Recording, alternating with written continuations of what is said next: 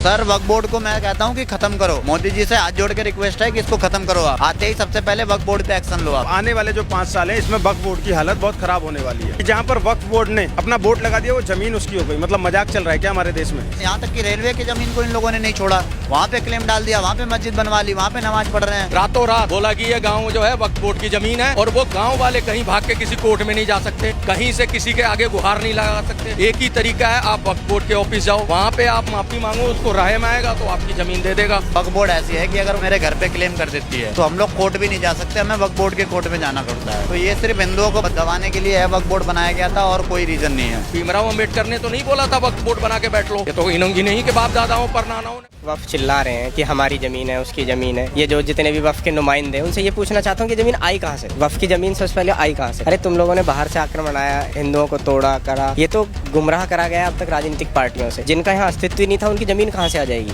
दूसरी बात, ऐसा कहते हैं अब जो सुप्रीम कोर्ट की नई गाइडलाइन आई है और वो बात आई है, उसमें ये कहा गया है कि भाई अगर आप वक्फ बोर्ड की जमीन वो है जो किसी ने अपनी स्वेच्छा से दान कर दी गई है, किस लिए? धार्मिक कार्यों के लिए। तो कौन से धार्मिक कार्य हो रहे हैं? अगर मेरे कहीं आप दावा कर रहे हो वक्फ बोर्ड की जमीन का, तो उसमें पेपर भी दिखाइए आपको किसने दान करी, जिसमें कि अब उन्होंने दावा करा कि हमारे पास 16,000 प्रॉपर्टी है, 12,000 के तो पेपर ही नहीं उनपे।